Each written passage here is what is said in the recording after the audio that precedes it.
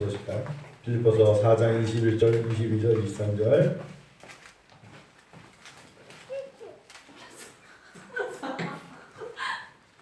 우연히 쑥 들어와가지고 빵. 그리스도 예수 안에 있는 성도에게 각각 문안하라. 나와 함께 있는 형제들이 너에게 문안하고 모든 성도들이 너에게 문안하되 특히 가이사에 있지 사람들 중 몇이니라. 주 예수 그리스도의 은혜가 너희 심령에 있을지어다. 다시 한번 읽어요. 그리스도 예수 안에 있는 성도에게 각각 문안하라. 나와 함께 있는 형제들이 너에게 문안하고 모든 성도들이 너에게 문안하되 특히 가이사에 있지 사람들 중 몇이니라. 주 예수 그리스도의 은혜가 너희 심령에 있을지어다. 아멘. 바울 사도가 빌립보서를 쓰는 그 마음을 가지고 제가 여러분에게 감히 이런 말씀을 드리면요, 제가 권사님의 심정으로 말씀드린다면 하루하루를 정성껏 사셔야 돼요. 전 요즘 그런 훈련을 좀 해요. 그냥 혼자만의 하루를 정성껏 살아야 돼요. 하루하루의 시간이 너무 소중하다는 생각을 가지고 살아야 돼요. 그리고 나에게 오는 환경의 어려움을 굉장히 소중히 받아들여야 돼요. 이게 빨리 지나갔으면 좋겠어. 그런 마음이 있어도 나에게 주어진 그 어떤 것이 역사적으로 내가 어떻게 하나님의 눈에 극복하고 있는가를 보여드리는 자세가 필요해요. 또 하나는 우리가 나만이 겪는 고난일 수도 있지만 함께 겪는 고난을 겪을 때 사람을 얻어야 되고 환경을 지배하는 능력을 보여야 돼요. 그것이 성숙한 사람으로 가는 기름길이에요. 이전에 물류창고에 사람이 30여 명 죽었다. 그런 얘기를 듣고 굉장히 아파하는 마음도 가져야 돼요. 지리산에서 헬기가 떠서 부부를 구조하다가 헬기 프로펠러에 맞아서 부부가 죽었어요. 그의 가족들은 어떨까? 고성에 산불이 났어요. 2천여 명이 피했어요. 여러분, 제가 왜 이런 말씀을 드리냐면 그게 결코 나 외에 누군가만이 겪어야 될 일은 아니에요. 나도 겪을 수 있고 아니면 내 가족이 겪을 수도 있어요. 그런 측면에서 하루하루를 정말 정성껏 사셔야 돼요. 제가 요즘 하나님 앞에 그런 생각을 해요. 하나님 나를 참 많이 사랑하시는구나. 절대 타협 아니에요. 왜 그런 생각하냐면 성도들의 이름을 다 부를 수 있는 목회자가 되게 하신 게 저에게는 참 감사해요. 우리가 적은 숫자지만 적다는 어떤 사람의 또 기초교회를 볼 때는 그보다는 크죠. 그렇지만 성도들 한 사람 한 사람을 머릿속에서 다 기억할 수 있다는 게 어찌 보면은 예수님의 마음으로 기도할 수 있는 목양을 할 수 있다는 게 주님께 갔을 때는 부끄럽지 않을 것 같아요. 그 마음이 하나님 앞에 그냥 고백되고 싶은 거 있잖아요. 어떤 교회 목사님이 농담 반 진담으로 저한테 했던 말 지금도 안 잊혀지는데, 문을 열고 나가는데 남자분이 악수를 하면서 목사님 오늘은 어떠십니까? 평안하셨냐니까 성함이 뭐시죠? 이렇게 물어봤을 때 저 김장로예요. 그걸 먹고 너무 당황했다는데, 너무 교회가 크다 보니까 이분이 장로님인지 권사님인지 모르는 교회가 있었어요. 그럴 수 있어요. 너무 크다 보니까 뵀던 분이 너 벌써 이렇게 많이 컸니? 그렇게 깜짝깜짝 놀라는 그게 아니라 그 아이들이 자라가는 모습을 보면서 기도해주고, 어린이날 또 어찌 보면 이제 그 아이들이 생일 때마다 축하도 해주고 그러면서 인생이라는 게 같이 시간을 겪는 거잖아요. 같이. 그래서 여러분 예수 안에서 하루 시간, 이날도 이 시간도 하나님 나에게 주어진 시간을 정성껏 사셔야 돼요. 성심껏, 정말 정성껏 하나님께 드려줘야 돼요. 사도 바울 선생님께서 저는 그런 심정으로 끝으로 이렇게 인사하는 겁니다. 사실은 맨 끝에 주 예수 그리스도의 은혜가 여러분 심령에 있기를 원합니다. 뭔가 그 사람에게 꼭 해주고 싶은 이야기가 저는 목회서신을 아무리 읽어도 이런 말이 없어요. 네 창고에 보물이 가득 차기를 축원하노라. 오늘은 너의 은행 계좌가 차고 넘쳐서 공이 더 이상 쓰지 없을 정도로 야 은행 직원이 이게 몇 개야? 이러면서 그런 이야기는 영적인 생활에서도 하나님의 세계에서 우리가 영원한 세계를 가면서 단 한 번도 없었어요. 아까도 말씀 all your need 네가 필요한 거 내가 모든 걸 할 수 do everything 내가 모든 걸 할 수 있다면 하나님은 all 모든 것을 your need 네가 필요한 것을 나중에 need를 need 아시죠? needs 필요한 것을 채우신단 말이에요. 하나님 그 말씀하신다면 사도 바울의 심정의 맨 마지막에 주시는 이 말씀이 우리 성도님들과 저에게 진정 필요한 거예요. 은혜가 여러분 심령에 있기를 원합니다. 이거보다 그래서 은혜 아니면 살 수 없어요. 은혜로 사는 거예요. 하나님의 은혜와 하나님의 사랑이 주의 인자하심이 생명보다 낫다. 주님의 인자하심, 하나님의 러브, 하나님의 사랑이 is better than 뭐 그런 거거든요. 하나님의 은혜가 my life보다 낫다.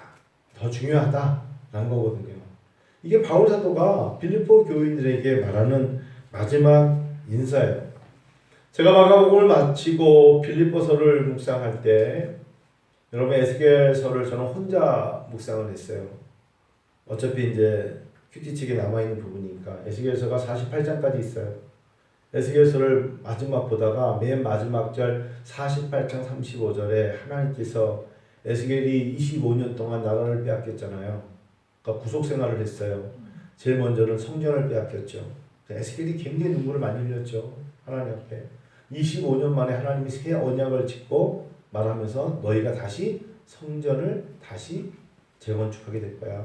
되찾게 될 것이야. 그리고 마지막 약속은 너희가 영원히 그곳에서 하나님을 나를 경외할 것이야. 그래서 내가 너희와 거기서 함께 있을게. 그 이름이 뭐예요? 여호와 삼마. 그러고 끝나요. 그게 바로 에스겔서 48장 35절에 하나님께서 말씀으로 에스겔 선지자를 통하여 환상 중에 말씀하시는 맨 마지막이 뭐냐? 48장 35절에 내가 거기에. 그래서 너희 이제 그 성읍의 이름이 뭐예요? 여호와 삼마라. 하나님이 거기에 계신다. 라는 걸로 마친다고요. 바울 사도가 나는 옥중에서 다시 못 만날 것 같아요. 마게도냐에서 처음 만났을 때 기도처를 찾다가 만나서 세워진 빌립보 성도들을 다시는 못 만날 것 같아요. 그럼 무슨 말을 해주면 좋을까? 여러분 하나님의 은혜가 여러분과 함께 있기를 원합니다. 이 단어로 끝난 거예요. 에스겔 선지자는 여호와께서 말씀드린 여호와 삼아 여호와께서 거기 계시다라는 말씀으로 마쳤다면 우리는 또한 그만한 약속을 받은 게 있죠. 그게 하도 이번 코로나19 신종 바이러스 때문에 우리가 참 조심하고 하나님의 손 대신 건데 사실은 새하늘과 새 땅, 신천지라는 이 단어가 새하늘과 새 땅이 우리에게는 너무너무 우리가 그리워하는 것 아니겠어요? 새 예루살렘? 사실 우리에게 하나님이 약속하신 게 뭔데요? 이 땅이 아니에요. 우리에게는 하나님 나라의 본향이 있어요. 너희 심령에 은혜가 너희 심령에 있을지어다 라고 말하는 그곳에 뭐가 임하는 거냐면 어떻게 하면 우리 심령에 은혜가 임하지? 다른 게 아니죠. 하나님의 은혜, 즉 영원한 천국, 구속, 하나님의 아들 독생자를 주신 천국 백성 시민권 이것이 너희에게 있을지어다 그 말씀이거든요. 하나님께서 백성 가운데 영원히 떠나지 않겠다고 약속하셨던 사실상 아까 에스겔서 48장 35절의 말씀이 마태복음 1장 23절에 다 같은 이름으로 이 땅에 성육신되어 오신 이름이 임마누엘이에요. 주께서 하나님이신 그분이 말씀드린 에스겔 선지자를 통하여 내가 영원히 너희와 함께 있음을 나타내 줄게. 그게 임마누엘 이름으로 예수님께서 이 땅에 육신의 옷을 입고 오셨음을 증명하는 게 마태를 통해서 마태복음 1장 23절에 임마누엘로 나타나시잖아요. 근데 그분이 우리에게 약속하신 게 있어요. 그 요한복음 1장 14절에 말씀이 육신이 되어 우리 안에 거하심에 은혜와 진리가 충만하더라. 그분이 우리 안에 충만히 거해 주시고 우리가 그분 안에 거할 수 있는 길을 여신 거예요. 감히 우리가 어떻게 하나님과 대면을 할 수 있어요? 여러분 제가 오전에도 말씀드렸지만 하나님이 곁을 곁을 내주셔야 앉을 수 있어요. 하나님이 당신 곁에 아들아 와 여기 앉으렴. 그게 최후의 만찬에 예수님이 축복해 주신 거예요. 아무나 예수님 옆에 와서 앉아 밥을 먹습니까? 그 축복의 자리에 어떤 이는 영원한 천국을 갈 수 있는 자리였고 어떤 이에게는 후회스러움의 자리가 되는 거예요. 곁을 내주신 주님. 그래서 은혜와 진리가 충만하더라 말씀하신 주님. 근데 이 모든 것이 우리가 말씀이 육신의 우리 가운데 거하신 우리가 그 영광을 보니 아버지의 독생자의 영광이요 은혜와 진리가 충만했던 그 말씀을 붙잡고 이제 완성을 이루는데 그 완성은 예수 그리스도의 재림이겠죠. 아니면 우리가 주님 계신 것으로 가겠죠. 그래서 요한복음 1장 14절을 썼던 이 요한이 밤모섬에서 환상을 입고 주의 성령으로 말씀을 말미암아 쓴 부분이 요한계시록이잖아요. 요한계시록에서는 어떻게 얘기했을까요? 우리가 하도 새하늘과 새 땅 이런 얘기를 하면 영적인데 위험하다 말하니까 말 못하지만 사실은 계시록 21장을 보면서 우리가 큰 감격을 해야 돼요. 계시록 21장 보실래요? 계시록 21장 같이 보실까요? 새하늘과 새 땅. 자, 계시록 21장 읽어요. 또 내가 새하늘과 새 땅을 보니 바로 이거예요. 우리에게 하나님의 은혜가 임하면 우리의 영안이 열리면 뭘 볼 수 있어요? 새하늘과 새 땅을 볼 수 있어요. 새하늘과 새 땅을 우리가 보니 처음 하늘과 처음 땅이 없어졌죠. 바다도 다시 있지 않더라. 자, 이게 무슨 소리예요? 이제 새로운 것들이 우리에게 임해지는데 그걸 뭐라고 표현하는지 아세요? 새 예루살렘. 2절 읽으시죠. 또 내가 보매 거룩한 성 새 예루살렘이 하나님께로부터 하늘에서 내려오는 거예요. 자, 여러분 많은 해석이 있어요. 그런데 그냥 문자 그대로의 해석은 이 땅의 것은 아닐 거예요. 우리가 알지 못하는 것을 하나님이 하늘로부터 새로운 것을 내려주실 것이라는 것이에요. 내가 머물던 양산동에 이곳이 그렇지 않을 거예요. 하나님께서 우리가 생각지 못했던 것을 하늘로부터 내려주시는 것이 바로 새 예루살렘. 또는 조금은 더 나가서 주석을 한다면 어떤 사람들은 첫 낙원의 회복이 될 것이다 라고 말하는 분은 있어요. 즉 아담 시절에 우리 그 아담이 거저었던 동산에 낙원이 있잖아요. 그것을 김산 형제와 제가 손을 잡고 걸을 수는 있을 거예요. 그러면 그때 뱀이 나타나면 한 교수님이 자전거를 타고 피하다가 넘어지고 이런 뱀을 보면 우리는 그냥 잡아가지고 죽여야 되는데 여러분 그런 낙원이 회복될 수는 있을 거예요. 근데 성경 그대로 한다면 하나님께로부터 하늘에서 내려온다고 말하게 될 것이라는 것이죠. 황홀한 세계, 새 예루살렘, 새 하늘과 새 땅. 여러분 이것을 다른 사람들이 어떻게 누리겠어요? 여러분과 제가 누리는 거죠. 21장 10절 한번 더 읽을까요? 시작. 성령으로 나를 데리고 크고 높은 산으로 올라가 하나님께로부터 하늘에서 내려오는 거룩한 성 예루살렘을 보이셨어요. 저도 보게 될 거예요. 여러분들 같이 보시자고요. 같이. 제가 여러분 살아계시는 동안 똑같이 우리가 어디에 혹시나 놀러는 못 가도 제가 이것만은 약속해 드릴게요. 우리가 2020년에 목사님 우리는 몇 년 전에는 꽃구경도 가오더니 왜 이렇게 안 가요? 지금은 꽃구경 못 가. 최근에 4월 달에 안면도에 그 튤립 꽃축제가 있었어요. 그래서 노예에서 거기서 했는데 다들 남목생도 있었나? 근데 다 튤립 꽃축제 우리 노예에서 가자 그러다가 안 돼요! 딱 그랬죠. 지금 꽃축제 갈 때입니까? 근데 거기 꽃 엄청나게 많은데 하도 안 와가지고 꽃 있는 거 가져가라 그랬더니 가볼까요? 알겠다가 제가 안 된다 해서 안 갔거든요. 지금 우리가 꽃축제는 못 가더라도 새 예루살렘 축제는 다 같이 한번 어느 날인가 한번 보게 될 것입니다. 그것이 우리들에게 하나님 주신 약속입니다. 은혜가 너희 심령이 있을지어다. 이 말씀은 여러분과 제가 너무 이 땅의 것을 바라보며 이 땅의 것으로 은혜를 찾지 마시고 언젠가 누구나 다 앞서건 뒤서건이 주님께 가고 주님의 나라로 갔을 때 먼저 간 우리의 선배들은 새 예루살렘의 새 하늘과 새 땅에서 머물 것입니다. 머물고 있죠. 그리고 그곳에서 주님과 왕노릇하고 있을 거라고 저는 믿습니다. 이제 그리스도 예수 안에 있는 4장 21절을 다시 빌립보서에 보니까 순서를 이렇게 얘기했네요. 그리스도 예수 안에 있는 성도. 자, 지역이 아니에요. 오산시에 있는 성도, 강남에 있는 성도, 의정부에 있는 성도, 그게 아니라 모든 은혜가 어디에 있습니까? 예수 안에 있는 성도. 그만큼 포괄적이에요. 우리는 자꾸 너무나 우리 눈에 보이는 것 가지고만 따져요. 당장 뭐 예를 들어 오산시에서 제일 큰 교회는 어느 교회입니까? 뭐 이런 식으로. 그러면 우리 지역에서 제일 큰 교회는 뭐 몇 명이, 저는 바울 사도가 단 한 번도 그런 얘기를 한 적이 없어요. 소아시아 7교회 이야기하면서 칭찬받는 교회와 책망받는 교회의 기준이 몇 명이 모이고 의자가 몇 개고, 난 그런 얘기를 들어본 적이 없어요. 제가 그런 측면에서 목회 욕심이 없는 건 아니에요.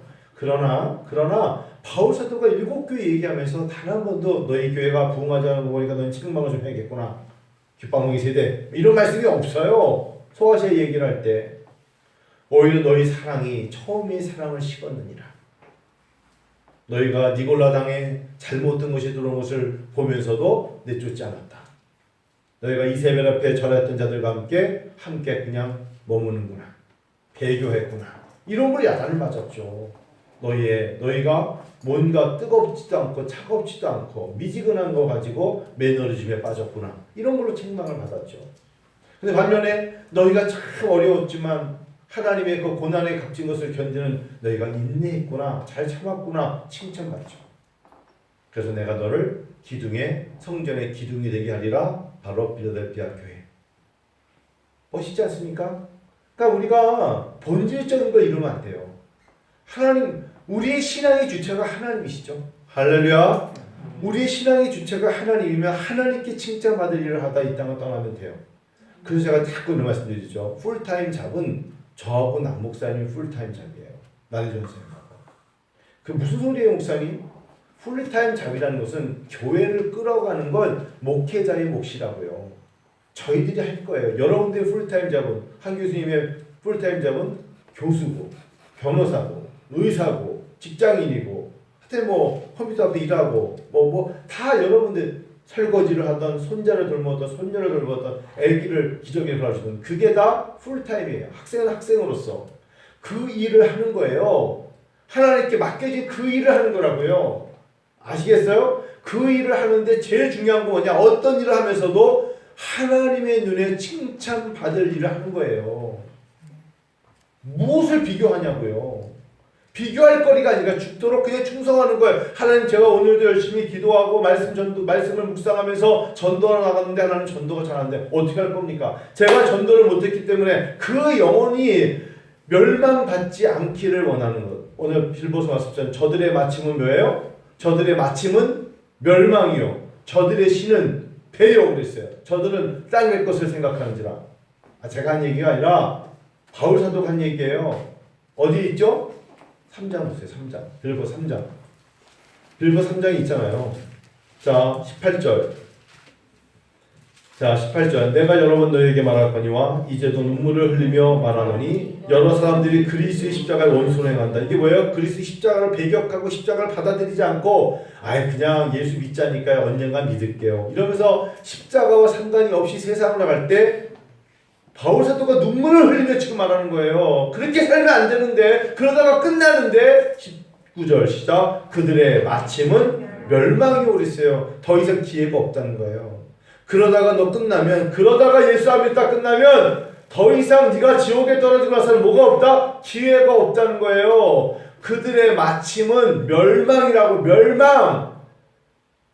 두 번째, 그들의 신은 배요. 무슨 소리예요? 그들이 지금 의지하는 신은 뭐라고? 배가 뭐예요? 배때기. 자기 배만 채우면 되는 스토마. 내 배를 채워주는 게 신이에요. 내가 배불리 먹을 수 있도록 도와주는 게 자기의 주야. 즉 내가 먹고 사는 것에 내 목숨을 걸었다는 거야. 하나님께 목숨을 건 게 아니라 내 물질이 들어오는 것에 내 목숨을 건다. 우리의 목적은 여호와 하나님을 경외하는 거예요. 믿습니까? 저들의 신은 배요.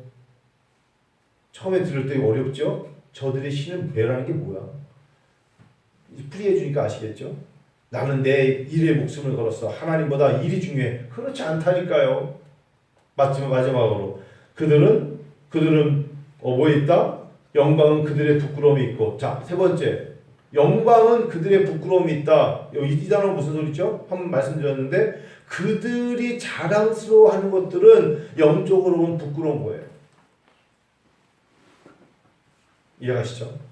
그들이 굉장히 내가 이걸 하는 걸 자부하고 너무 자랑스러워 하는데 하나님 없이 예수 없이 자기들이 무엇을 이룬 것에 대해 굉장히 자랑스러워하는 것을 낮은 걸 보면은 그것은 영혼 없는, 구원 없는, 사라져버릴 것에 불과한 것을 그들은 추구하고 만족하면서 자랑스러워한단 말이에요. 그러면 안 된단 말이에요. 그들의 자랑은 부끄러운 거예요. 그들의 자랑은 부끄러운 거예요. 우리가 여러분 이게 반대로 가야 돼요.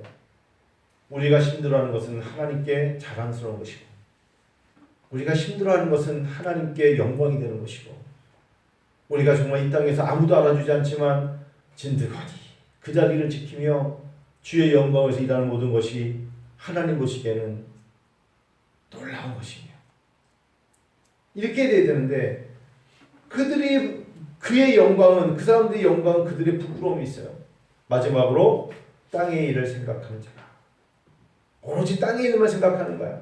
오로지 이것 때문에 바울이 어떻게 했다? 여러 번 너희에게 말했지만 이제도 눈물을 흘리며 말한다. 지금도 눈물을 흘리며 말합니다. 제발 이걸 한마디 표현할까요? 돌아오라는 거예요. 십자가와 원수가 되지 말고 십자가 안으로 돌아와라. 이걸 바울 사도가 말하지 않습니까? 예수 안에 있는 성도에게 각각 문안하라.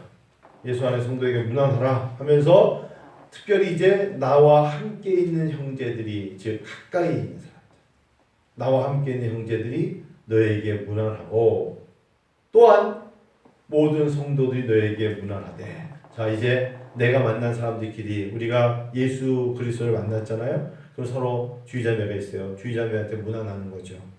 그리고 수기자매에게 문안하는 거예요. 예를 들면 여기 있는 회사모님에게 문안하고 혁상에게 문안하고 이호수 기사에게 제가 문안하는 거예요. 성도 안에 있는 사람들끼리 서로 이름을 아니까 박 권사님에게 문안해요. 박 권사님 오늘 내복을 4개나 입고 오셨대요. 추워서. 세상에. 그래서 아까 저기 밖에 나가서 산책하고 오시더니 너무 덥다는 거야. 아니 4개 옷이니까 덥지. 근데 권사님 자주 모시고 나무 구경도 하고 요만큼 걸으셨잖아요. 요만큼 걸었더니 땀이 나시는 거야. 땀이 나니까 정상이에요. 그래서 손을 만져보니까 권사님 손이 따뜻해. 아까 권사님 정말 난 자꾸 곁에 계시면 아주 짧게 한 20m라도 권사님 오늘 하루 저와 함께 데이트를 하시겠습니다. 20m 데이트. 20m만 걸으면 다리에 근육이 생겨요. 그 다음에 40m.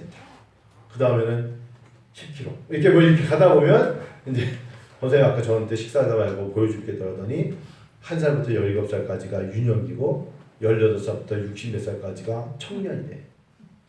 우리 다 청년이야 우리 지금. 그래서 권사님 몇 살까지 90몇 살까지가 노년이고 그러시는데 그렇게 100세 인생이라는 말씀하시는 거예요. 그러니까 권사님도 아직 더 많이 걸으셔야 돼. 좀 그런 말씀 들으면 맞는 말씀이지만 사실 우리가 나이가 들수록 하나님께 영광이 돼야죠. 이게 포인트죠 사실. 예수 없이 오래 살았는데 그 자체가 무슨 영광이 있겠어요. 여러분 하나님 앞에서 정말 여러분 이런 말씀 죄송한데 달아 없어져야 돼요. 주의 영광을 위해서 달아 없어지는 인생 되기를 원해요. 저는 평생 목회를 하면서 목소리 너무 좋은 목소리를 가지고 그냥 갔다 그럼 설교에 따라서 억울할 것 같아요.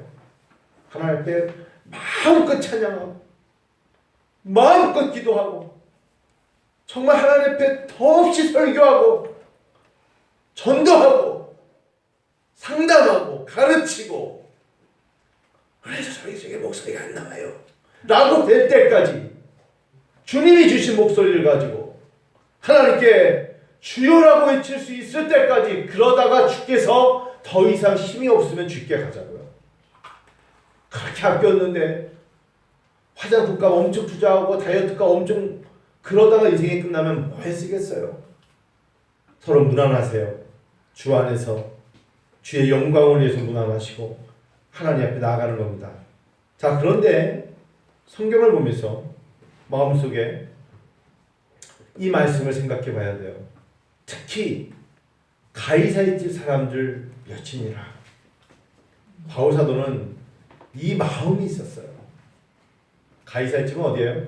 헬라, 로마. 즉 예수를 믿을 수 없는 사람들 가정에 예수를 믿는 사람을 알고 있었어요. 얼마나 힘들까 혼자 예수 믿기가. 지금처럼 예수를 믿는데 방해거리가 없다면 모르겠는데 예수를 믿기가 참 힘든 거예요. 시어머니가 불교요, 남편은 무교요, 시동생은 유교요, 뭐 이러면서 다 다른데 혼자 예수를 믿고 그 가정을 복음을 전하려고 애쓰는 가이사의 집의 몇 명. 나 홀로 예수 그리스도를 전파해야 되는 입장. 나 홀로 그 신앙을 붙잡고 십자가의 사랑을 전해야 되는 자의 전도자의 사명. 얼마나 힘들까요? 바울 사도는 그걸 알았어요. 그래서 가이사의 집의 몇 명에게 문안한다는 거예요. 그럴 수 있어요.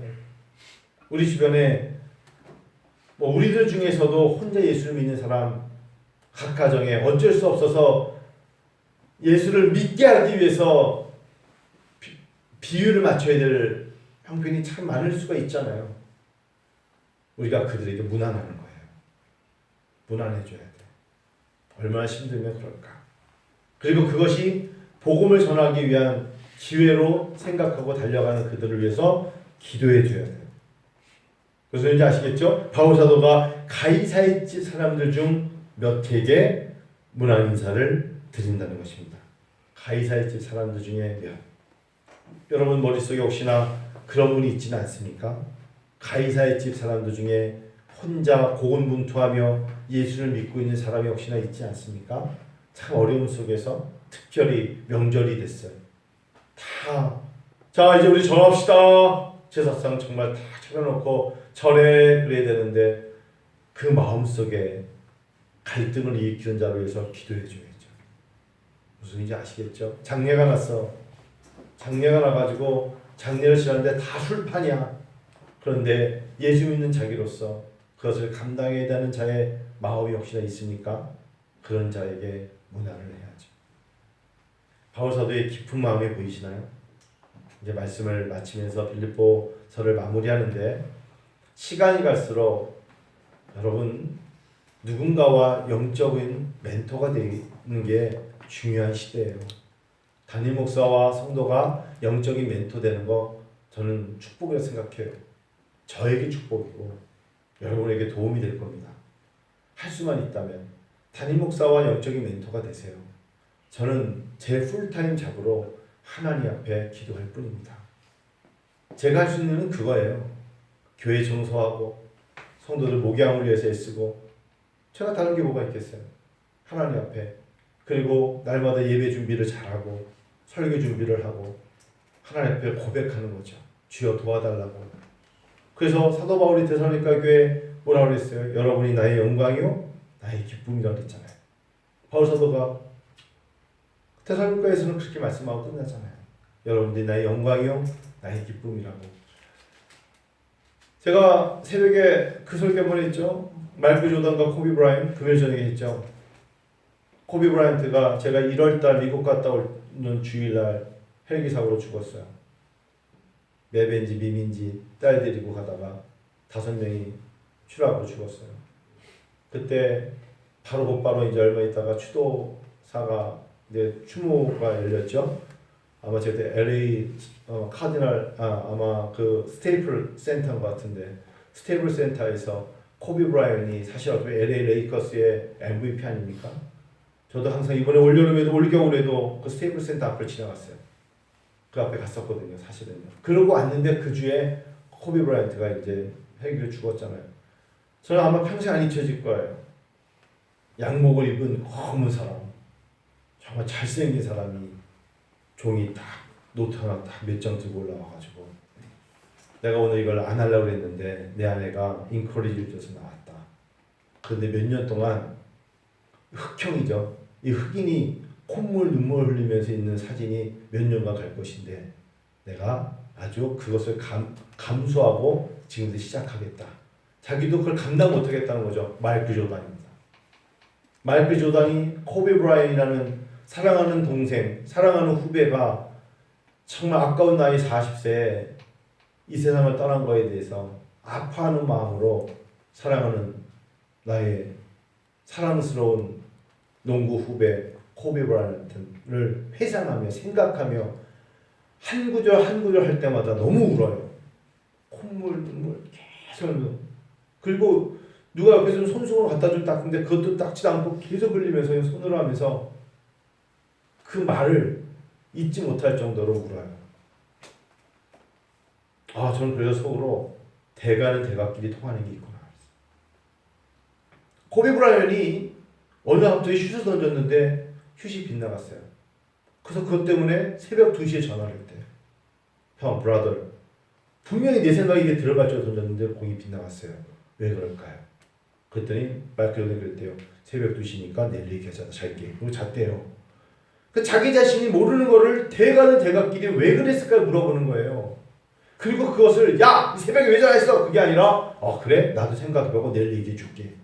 라고 자기 이야기를 그 다음날 또 대답해주고 그렇게 해 나가는 서로 간의 교통교제가 우리 성도들 간에도 있어야 돼요. 힘들고 지치면 누구를 찾습니까? 서로가 성도끼리 문안하면서 하나님 앞에 여쭤보고 그 기도 제목을 갖고 같이 엎드려야 되는데 우리 한국교회가 그런 모습이 많았어요. 그 서로를 위해서 기도할 때 눈물이 있었고 애타는 마음으로 잠을 못 자면서 하나님께 간구가 있었고 그런 이야기를 들을 때마다 이 울고 같은 바울처럼 내가 여러분을 위해서 3년씩이나 밤낮 울면서 기도했다는 사도행전 20장에 바울 사도의 고백이 있지 않습니까? 3년 동안 밤낮 울면서 여러분을 위해서 기도했다는 거예요. 바울도 많이 울었어요. 근데 어느 날부터인가 우리들에게 이런 모습이 많이 약해졌죠.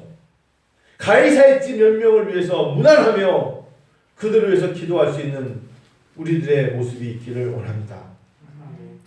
예수 그리스도의 은혜가 너의 심령에 있을지어다. 이 말씀은 살아가면서 영적인 멘토가 적어도 한 사람에게 두 손이 있다면, 두 팔이 있다면 2명 이상은 있으셔야 돼요. 그 사람의 아픔을 보고 그런 소식을 듣자마자 모든 걸 제치고 뛰어올 수 있는 사람, 적어도 2-3사람은 있으셔야 돼요. 그리고 그 사람이 만일에 나이가 들었던 어떻든 세상을 떠날 때 내가 운구할 때 내가 꼭 앞에 설 거야. 그리고 그 사람은 마지막 유언 중에 생각 중에 내가 죽으면 그 사람은 와서 문구의 맨 앞에 설 거라고 서로가 느껴질 수 있는 사람이 축복받은 사람이에요. 그런 건요 하루아침 못 만들어요. 나 사랑한 나의 형제요, 나의 동료요, 나의 동행자요, 함께 곁을 내준 사람들, 그런 사람들이 함께 그 일을 감당할 수 있는 거예요. 그래서 바울 그러면 믿음의 아들 디모데가 있고 실라가 있고 누가가 있고 그리고 그에게 격려했던 바나바가 있고 도망갔다가 돌아왔던 마가라는 요한이 있고 에바브로 디도가 있고 바울 사도가 너무나 많은 사람들을 로마서 16장에 말할 때 브리슬라와 아굴라 이야기를 빼지 않고 헌금을 고린도 교회를 통해서 전달했던 베베가 있고 여러분 하나님의 사람들의 이름을 바울이 마지막까지 다 언급하지 않습니까? 진짜 과제가 뭘까요? 빌립보서를 보면서 어떤 신앙생활을 하면서 진짜 과제가 끝까지 그 마무리까지 함께 걸어갈 수 있는 동역자를 서로가 만들면서 그러지 말고 함께 보조를 마치면서 주께로 걸어가는 그 사역의 길이 가나안 땅을 향하여 혼자 토라져서 다른 길로 가지 말고 모세에게 왔던 길 아닙니까? 라고 말하는 것이 40년 걸릴지라도 함께 요단강을 건너 길갈에 가서 돌 12개를 가지고 기념비를 세우며 주 앞에 나가는 그런 모습이 심령의 은혜가 있는 것인 줄 믿습니다. 믿습니다.